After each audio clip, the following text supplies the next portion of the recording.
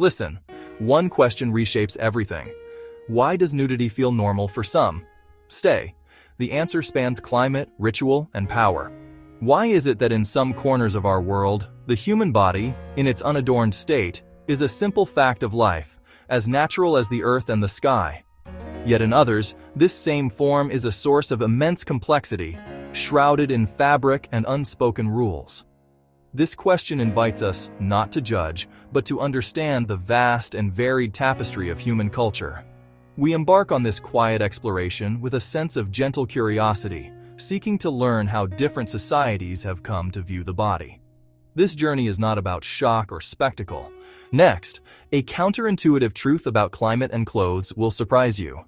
Our history and deeply ingrained norms that shape our perceptions of what it means to be human in the world. Our exploration begins with a fundamental truth. Every human being is born without clothing, entering the world as a part of nature itself. For countless generations, and in many communities still today, the relationship with the body remained this simple and direct. The need for clothing was often a practical consideration, not a moral imperative. This essay will guide you through the diverse landscapes of human experience, from the sun-drenched equator where life is lived largely outdoors, to the colder climes where survival dictated the need for layers. We will see how the rhythms of daily life, the demands of work, and the surrounding environment all contribute to a culture's approach to dress and nudity. What feels natural is, in many ways, a product of what is familiar. Imagine a child growing up in a community where people bathe together in the river, work side by side in the fields, or simply rest in the shade of their homes with their bodies exposed to the cooling breeze. For this child, the human form is not a mystery to be hidden, but an ordinary part of the social landscape. There is no sudden revelation, no moment of shock. There is only the quiet daily reinforcement that this is how life is lived.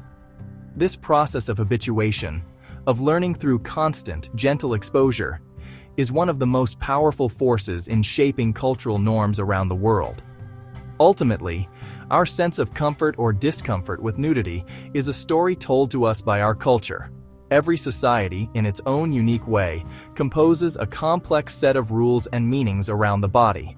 These are not arbitrary. They are woven from the threads of history, the doctrines of religion, the practicalities of climate, and the subtle interplay of social dynamics over centuries. Some cultures emphasize covering the body as a sign of piety or social standing, while others might value the display of a strong, healthy physique as a marker of vitality. By understanding these underlying stories, we can begin to appreciate that there is no single, universal standard, only a rich diversity of human expression. The human mind is a remarkable instrument. It can learn and adapt to an incredible array of social cues. Our feelings about the body, especially shame, are not innate like hunger or thirst. Instead, they are carefully taught and learned from a very young age. This social learning explains why nudity is uncomfortable in one context and unremarkable in another. If a society sends the message that the naked body is private, if it's taught as secret, or framed as dangerous, people internalize those ideas and develop shame or embarrassment when boundaries are crossed. This feeling becomes almost instinctual, a conditioned reflex. Conversely, in cultures where the body is treated as a normal, visible part of life, shame doesn't form the same way. When children are not taught to avert their eyes, when family and community bodies are seen in non-sexual, everyday contexts, a different psychological framework is built. The mind learns not to see the naked form as an object of desire, nor as a source of embarrassment, but as a simple vessel for a person. This separation is crucial. It allows a person to be seen without clothes and still be seen, first and foremost, as a mother, a farmer, a leader, a friend. Anthropological studies give fascinating insights into this conditioning. Researchers who lived in communities with different norms around nudity often report personal shifts. Initially, an outsider might feel awkward or misplaced modesty. Over time, as they participate in daily life and see the lack of concern from hosts, their learned responses begin to fade. This shows the plasticity of the human mind. Our feelings of shame are not fixed. They are reinforced or diminished by our social environment. It's a testament to our ability to adapt and learn from others. Also consider the biological underpinnings cultures interpret differently. The human body has parts directly associated with reproduction and other private biological functions. Many cultures designate these areas as particularly private, creating strong shame around exposure. This is not a universal biological imperative, but a common cultural solution for managing social and sexual dynamics. Other cultures have found different solutions. The meaning we assign to our biology is a choice made collectively over generations. That choice deeply influences our individual psychology. The natural world is our first and most influential designer. Long before fashion-woven textiles existed, the environment dictated what was necessary for human survival and comfort. In the warm, humid regions that girdle the Earth's equator, the climate itself makes a powerful argument against heavy clothing. Here, where the sun's warmth is a constant companion, wearing minimal attire is not a statement of ideology, but a deeply practical response to the heat. It allows the skin to breathe, permits sweat to evaporate and cool the body, and prevents the discomfort and potential health issues that come with being perpetually damp and overheated. For people living a life in harmony with such an environment, less clothing simply makes sense. This relationship between climate and clothing is a story written across the globe. As one travels away from the tropics and toward the poles, the function of clothing transforms dramatically. In temperate and Arctic zones, clothing is not an option, but a critical piece of survival technology. Animal hide fur, densely woven fabrics become a portable shelter, trapping body heat and forming a vital barrier against biting winds, snow, and dangerously low temperatures. In these contexts, the idea of living without clothing is not just impractical, it is life-threatening. The cultural value placed on well-made garments, therefore, is directly linked to their role in preserving life itself. The specific features of a local environment also shape dress in more subtle ways. In a region with dense, thorny undergrowth, sturdy leg coverings might be essential for protection, regardless of the temperature. In a swampy area teeming with insects, long, loose garments might be preferred to ward off bites. For communities living by the water, a river, a lake, the ocean, clothing that can be easily removed for swimming and that dries quickly is highly advantageous. These are not grand cultural declarations, but small, logical adaptations that, when practiced by a community over centuries, become an ingrained part of their way of life and their perception of what is normal and necessary. Therefore, when we observe a culture's norms around nudity, we are often looking at a living record of its long and intimate conversation with the environment. The amount of clothing a person wears can tell us a story about the average temperature, the amount of rainfall, the types of vegetation, and the very air they breathe. It is a form of practical wisdom, passed down through generations, that demonstrates a profound understanding of and respect for their specific place in the world. To view their customs without considering this environmental context is to miss one of the most fundamental chapters of their story, ignoring the powerful, shaping hand of nature itself. Beyond the practicalities of climate and daily work, the human body often serves as a central element in the most sacred and meaningful moments of a culture's life. Rituals and ceremonies provide a special context where everyday dress rules may be suspended or transformed. In many societies, nudity or partial nudity is part of rites of passage, marking a transition from one stage of life to another. For an adolescent in an initiation ceremony, shedding clothing can symbolize casting off childhood and emerging into adult responsibilities and status. The body becomes a canvas for social meaning. These uses are deeply symbolic. Being unclothed before elders can represent purity, honesty, vulnerability. It signals nothing to hide and submission to the group's wisdom and judgment. In some spiritual traditions, nakedness connects directly to the divine or to the forces of nature, removing clothing's barrier to reach a deeper state. These are highly structured events where nudity's meaning is clearly defined and separated from everyday life. Tradition also gives the body meaning in communal healing, mourning, celebration. People may apply sacred clays or paints to skin, a process requiring partial undress.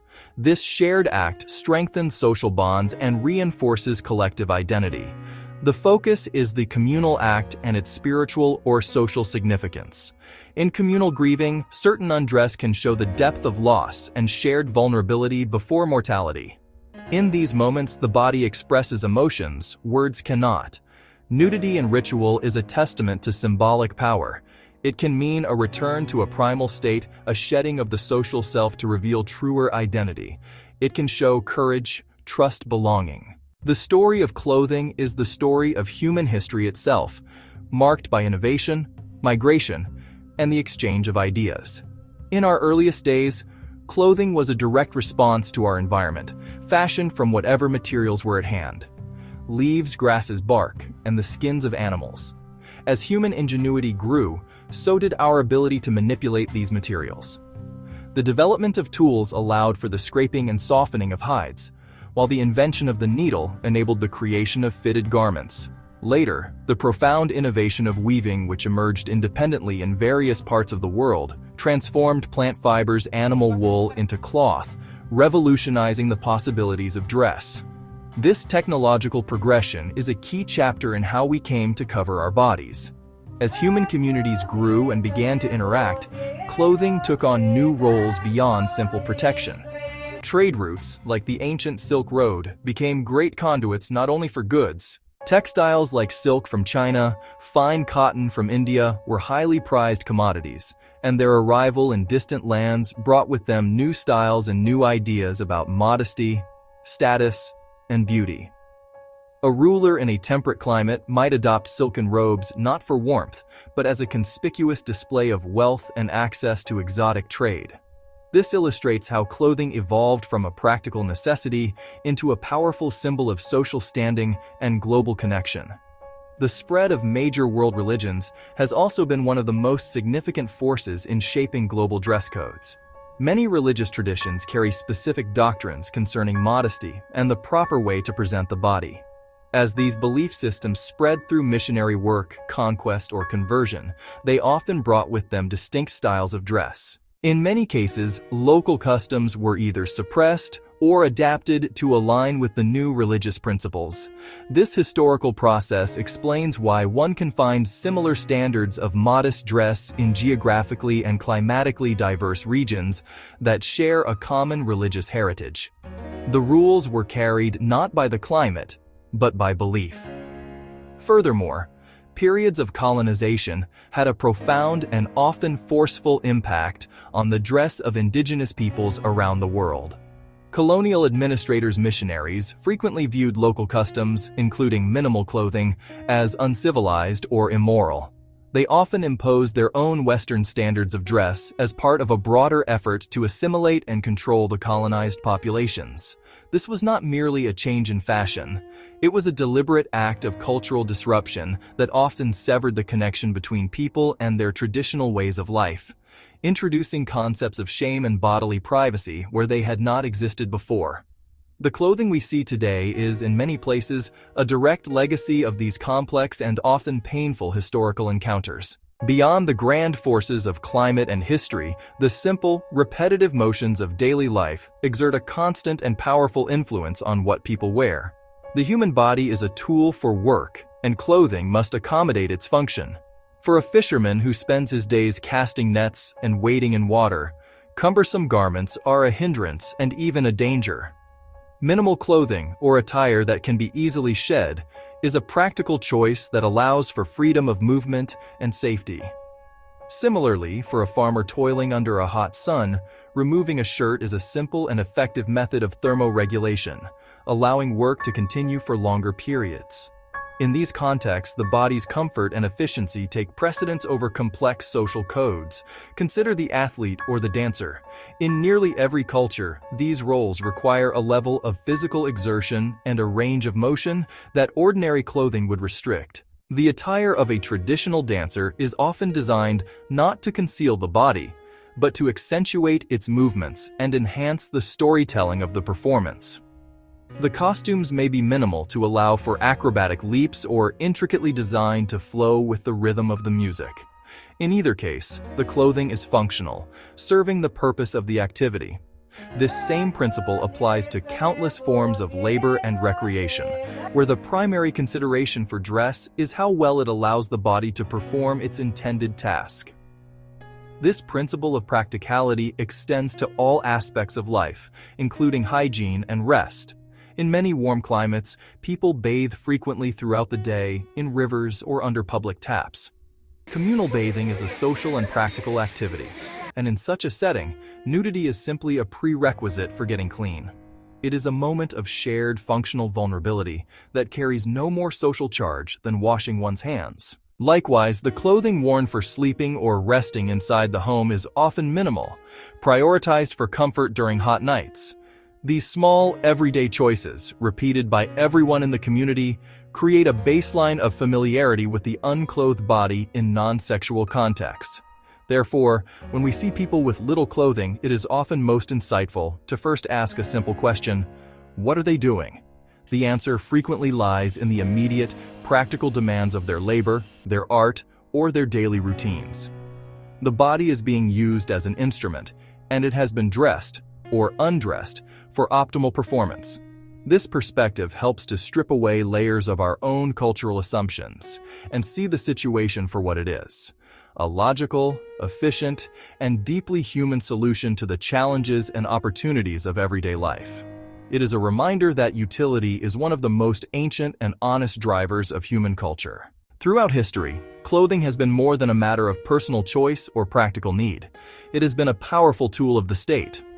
Rulers, governments, authorities have long understood that by controlling what people wear, they can enforce social hierarchies, signal political allegiance, and exert control over the populace. Sumptuary laws were common in many ancient and medieval societies. These were rules that dictated what kinds of fabrics, colors, styles of clothing could be worn by people of different social classes. A commoner was legally forbidden from wearing the purple robes or fine furs reserved for the nobility, making social status instantly visible and reinforcing the established order. This use of law to regulate the body extends directly to norms around nudity. Governments can and do create laws that define what constitutes public decency, effectively mandating a minimum level of clothing in public spaces. These laws formalize a particular cultural standard of modesty and apply it to everyone within a jurisdiction, regardless of their personal or cultural background. The enforcement of such laws can be a way for a dominant culture to impose its values on minority groups. When a law is passed that forbids traditional forms of dress or undress, it is an act of power that can disrupt cultural practices that have existed for centuries. The regulation of the body can also become a site of resistance. When a government imposes strict dress codes, the act of defying them, wearing a forbidden garment, adopting a style that challenges the norm, can become a powerful political statement.